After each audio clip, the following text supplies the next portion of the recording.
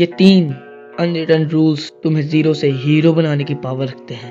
Number 1, forgot the past. जो कुछ हो चुका है भूल जाओ और आगे बढ़ो। किसी ने धोखा दिया, किसी ने तुम्हारे साथ बुरा किया, किसी ने तुम्हारा हक छीना, सब कुछ भूल जाओ और सिर्फ अपने काम पर फोकस करो।